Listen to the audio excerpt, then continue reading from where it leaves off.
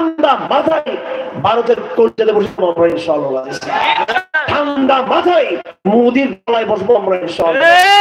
একদম এখানে কোনো আবেগের কথা নাই। এটা এত স্পষ্ট অপরাধী, এত খুনিকে এইভাবে আশ্রয় প্রশ্রয় দিয়ে আবার বলা যে ওদের বাড়িঘর নাই, ওদের দালান কোঠা নাই, উস্কানি দিচ্ছে। এগুলো আছে তো দেয় আমাদের বাড়িঘর।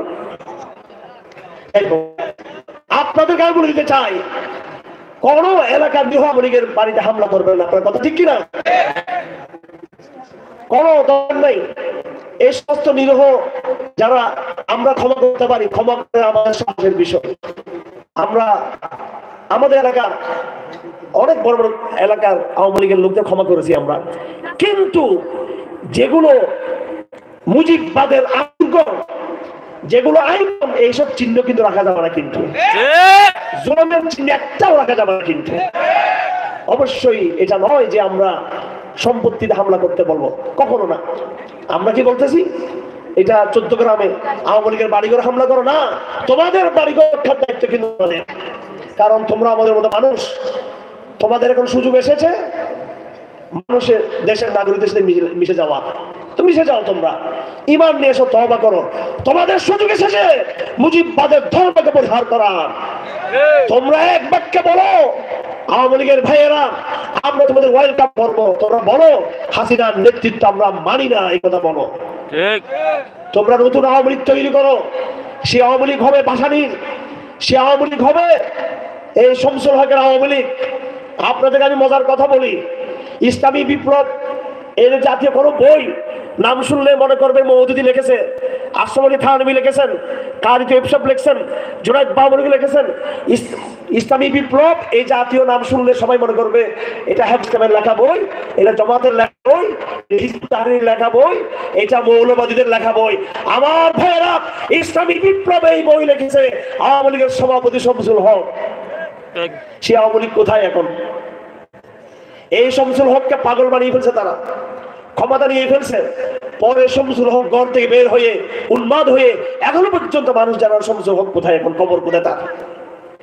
যারা ইমানের কথা বলেছে, যারা ইসলামের কথা বলেছে, আওয়ামী লীগ তার নিজের দলের মধ্যে তাদেরকে নিশ্চিহ্ন করে দিয়েছে। নিজের সভাপতিকে তারা মানে নাই। শামসুল হক নাম নিলাম আমি, তার বই আছে আমার কাছে, একেবারে আমলনামা দেখাই দিব ওখানে। একেবারে কোন আওয়ামী লীগ চাও, মোদির আওয়ামী লীগ নাকি শামসুল হকের আওয়ামী লীগ?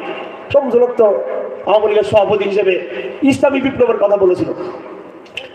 ভাই, কুমিরের পেট থেকে কুকুর জন্ম হয় না, কুমিরের পেট থেকে কুমিরের বাচ্চা জন্ম হয়, ঠিক কিনা? আওয়ামী লীগ জন্ম হয়েছে কার পেটে? মুসলিম লীগের পেটে। কার পেটে? মুসলিম লীগের পেটে। মুসলিম লীগের পেটে তো আরেকটা লীগ তৈরি হয়েছে, আওয়ামী মুসলিম লীগ। আগে আওয়ামী লীগের সাথে নাম ছিল আওয়ামী মুসলিম লীগ। সুতরাং তোমাদের জন্মের সাথে তোমরা বেইমানি করিও না। তোমাদের জন্ম হয়েছে ছাগলের পেটে, গরুর পেটে, তোমরা বলছো আমরা কুত্তার পেটে জন্ম হয়েছি আমরা। তোমরা কি কুকুর? তোমাদের জন্ম তো কুত্তার, কংগ্রেসের পেটে হয় নাই। এই মুসলিম নামটা কেউ নিশ্চিহ্ন করে দিলা, আবার দল করো, নামটা পাল্টাও, আওয়ামী মুসলিম লীগ করো, তাহলে তোমরা এখানে রাজনীতি করতে পারবা। আপনারা মনে করতেছেন এই কথাগুলো চাপাবাজি করতেছি আমরা, এরা তো আসতেছে আবার।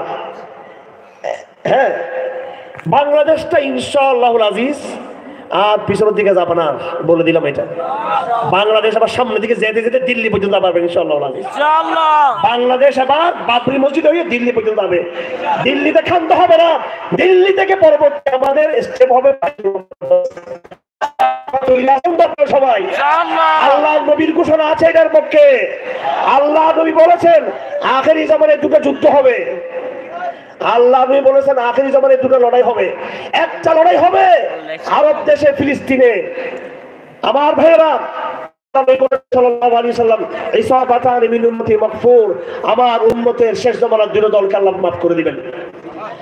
এক দল যারা আরব দেশে, শামের অঞ্চলে, ফিলিস্তিনের অঞ্চলে ইহুদিবাদের সাথে লড়াই করবে। আরেক দল হিন্দুত্ববাদের সাথে হিন্দুস্তান লড়াই করবে। তারা কোরআন শরীফ নিয়ে দেখেন, ওয়ালা তাজিদান্না আশাদ্দান নাসি আদাওয়াতান লিল্লাযিনা আমানুল ইয়াহুদ ওয়াল আশরাকু। আল্লাহ পাক বলেন মুসলমান